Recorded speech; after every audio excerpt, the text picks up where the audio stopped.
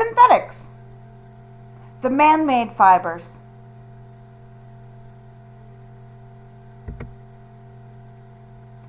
So how are synthetic fibers formed?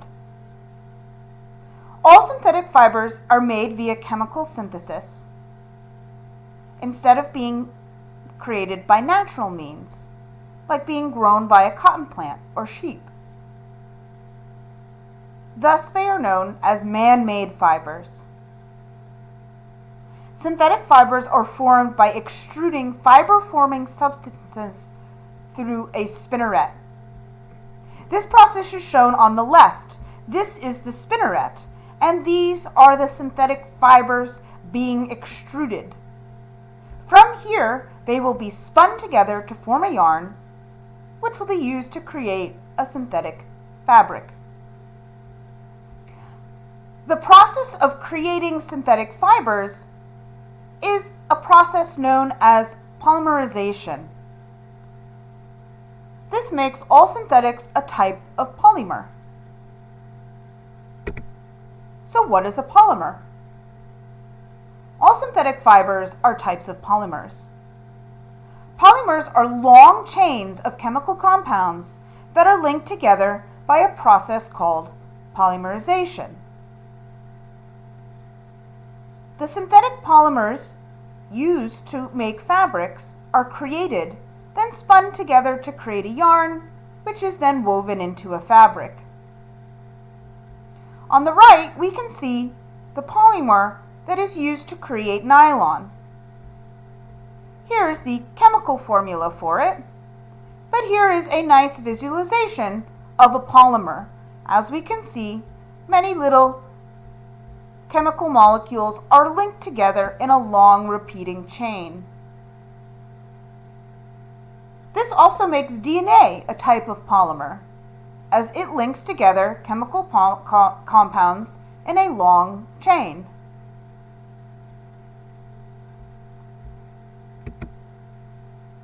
What are the properties of synthetic fibers?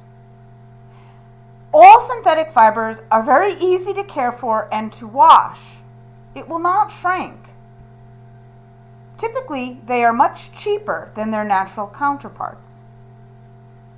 The properties of synthetic fibers can vary wildly, though, because there are many different types of synthetic fibers produced for different reasons to achieve different goals. So, their properties, again, can vary wildly. They can be very flammable, and some are very sensitive to heat. This can create an issue in some instances and have been the reason for warning labels on some products made with synthetic materials. For example, most tents today, camping tents, are made with synthetic fibers. However, if you've ever owned one or been camping, there are large warning labels on the tent to keep it away from your campfire, as they are quite flammable. They can be made, synthetic fibers can be made to highlight special abilities like strength, insulation, while remaining lightweight and waterproof. They also can be blended with natural fibers, as we can blend any of our fibers together to attain different properties that we would like them to have. They can, synthetic fabrics can be blended with different synthetic fibers, so we can blend polyester and rayon, just like we can combine polyester and cotton. All synthetic fibers are resistant to mold, mildew, and insect damage. Insects don't like to eat them. They are not as absorbent as the natural fibers on a whole, although we will see some exceptions. They dye very well. So what do synthetics look like under a microscope? Well, just as we have many different synthetic fibers, they will look very different under a microscope, which is how we can really tell the difference between a fiber, because as we scroll along, the fibers themselves to the naked eye all kind of just look like some white fluffy stuff.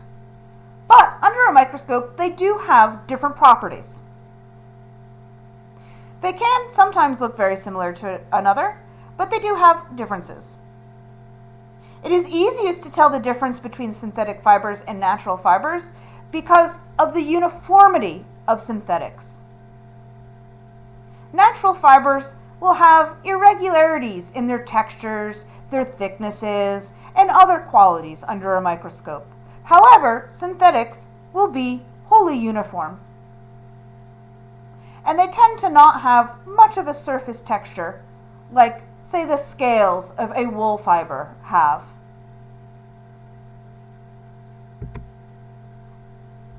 Synthetics are taking over the fashion industry. If we look at some of these charts, they show how synthetic fibers are taking over global apparel manufacturing. The left graph shows the increase of synthetic fiber over all other fibers.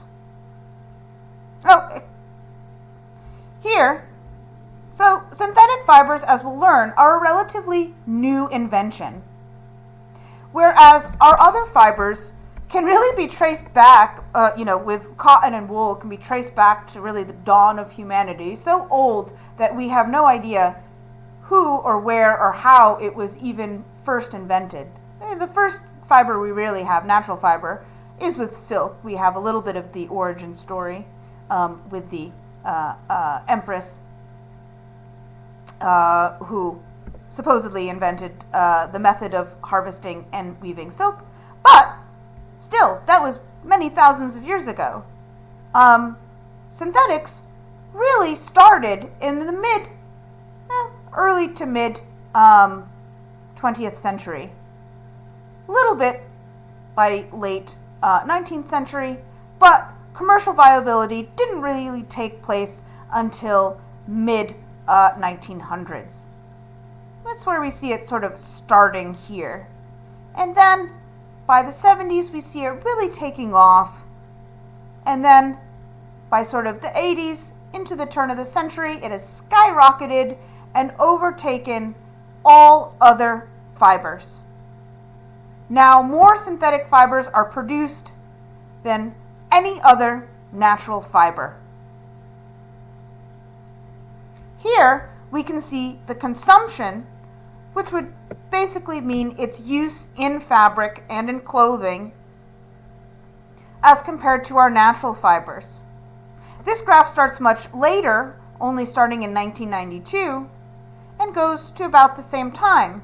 But we can see the blue, which is the synthetic fibers, rising in proportion to the rest of our natural fibers.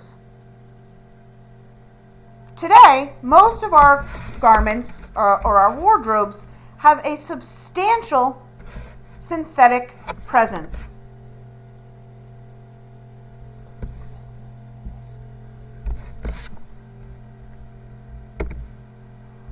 So how do we tell if something is synthetic?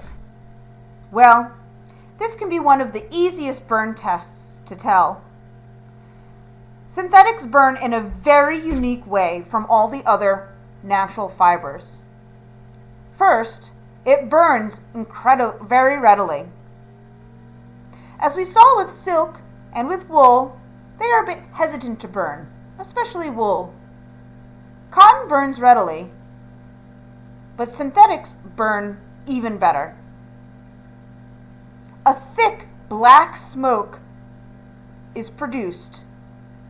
It's quite gross when it burns, like when any plastic burns. It smells chemically, indeed, like burning plastic, which is a very apt analogy, as most of our synthetics share a lot of properties with plastic. One of the most key elements of the burn test with synthetics is how the fibers burn. They will melt. So if we imagine heating up plastic, we see that it melts. So will synthetic fabrics. We can see it in the animation melting so much it's dripping down. You might not get such an effect when burning, such a dramatic effect when burning, but you will see them melt. If you look closely, the ends will sort of bubble and blister into beads, fusing together.